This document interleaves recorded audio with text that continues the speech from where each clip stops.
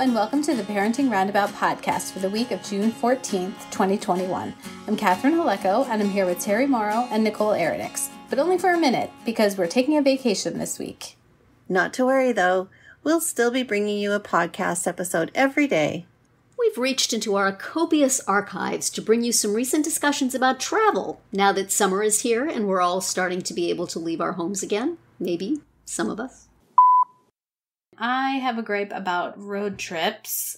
Of which you just took a long one. I did, like many people probably did over the school vacation that just ended.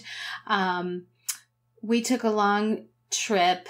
It was about 9 hours each way in the car. Ooh. And You know there are airplanes for that. There are, but then you have to deal with airplanes and airports and that is true. Schedules, and you can't haul the amount of stuff that we brought with us. Well, that's true. That's true. Gift cards. Yeah. Yeah, so I don't know. It was a lot. And also I was very disappointed in my license plate collecting because I feel that when you're in the car for 18 hours on major highways and you pass through 4 states, you should see more than 33 state license plates. Yeah. Don't you think? I feel like that's lame. I would think. Now, were the kids playing with you or were they lost in their devices? They were pretty much lost in their devices, and so I probably so missed that's some. why. Yeah. I know. You were doing this just all by yourself? Mostly, and I Very did sweet. fall asleep a time or two. Really? So, well, I nodded off, let's just say. Wow. They I was need still to make- guilty. Yeah. They need to make an app where you can just sort of hold the phone up and it will scan all the license plates nearby and hone in on the ones that you need for your list. That sounds And then you can big just prop it up in brothery. you just prop it up on the dashboard, take a nap, and then later on you'll have pictures I of all the remember license having plates this yourself. game. It was car bingo. Like, we would play it. Yeah. Mhm. And it was like this plastic thing you held and you Yes. inserted a bingo card and so you didn't have to use for chips. sale at roadside diners the Yes. country over. They made my Yeah, road trips we fun. actually have some of those that you just kind of shift the little cellophane tab over the thing that you've seen. Yeah.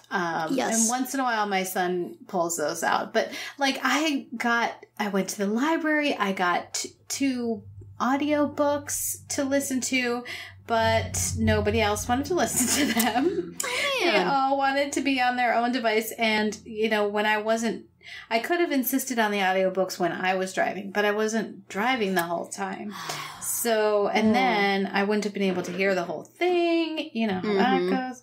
So, yeah, it's like good news, bad news when you have 3 drivers. Yeah. So did your daughter do some of the driving? She did. Oh, wow. Yeah. Wow. Mhm. That's a big step. Did you sleep then? No, I did not. And I insisted on sitting in the front seat. My son wanted to be up there with her. I was like, I think we need an experienced Adult driver. supervision. Yes. An extra set of eyes. to hit the non-existent the brake on the imaginary floor. brake. Yes. It's very important work. Mm-hmm. Wow. Did you have to then listen to what she wanted to listen to on the radio, or what did she like having to listen to while she was driving? Yeah, she wanted to plug in her phone and have her own like Spotify playlists. Yeah. Was it tolerable? Well, then I put in my own podcast for some of it. Like I figured if I had my eyes were open, I didn't need my ears to be listening to what she was listening to. Right.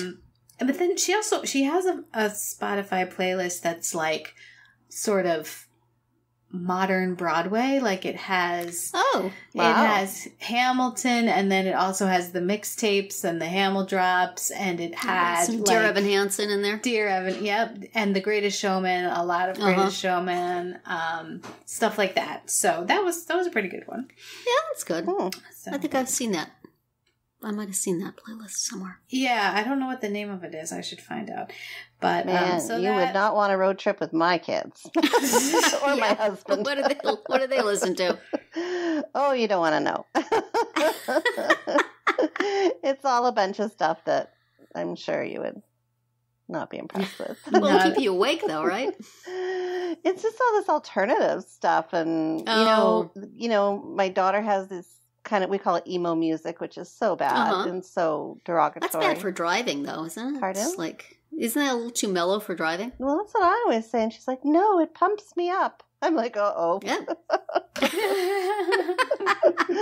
Okay. And my son has his heavy-duty alternative music, and then my husband's got his rock music. So, yeah, nobody's falling asleep in my car. No. My kids like to listen to... I'm like, my daughter has like a pop radio station, and my son has like an oldies radio station that I make him put on that somebody he knows likes. So those are fun. I like the oldies one, obviously, because I recognize everything. And when my husband is driving, I always try to find something like that, to like music that he will recognize from like the 70s. But it's just long no matter how you slice it. And we did stop, we stopped a few times, and of course, because we are who we are, we stopped at a random ice rink in the suburbs of Chicago to get some skates sharpened. Oh boy. Of course you did. So what did you do that for? Well, because my daughter needed her skates sharpened, and the person who usually sharpens them at home comes kind of from out of town, and he was coming on the very day that we were driving, so we weren't able to bring them to him. And a lot of people we know go to this person in Chicago, literally like 200 miles from where we live. But people really like this one place. So I thought, well, we're kind of going to be passing by there, so let's just stop there. And we managed to get there early before it opened, so then we had to hang around waiting for it to open. And then somebody had an appointment for right when it opened, so we had to wait for them to finish their business, and then we could have our turn, and then and then it only takes a few minutes, but you just happen to have the skates with you, or you brought them with for this purpose? We brought them with to use on our visit. Because there's ice rinks everywhere you go. And this is another thing, that because we had the car and we weren't flying, you could just throw them in. Yeah. That's a dangerous because for both of my kids, it was going to be like 5-6 days without skating, which is kind of I know. How did they manage? Too long. Well, they couldn't. They brought their skates. Had to bring their skates. Wow.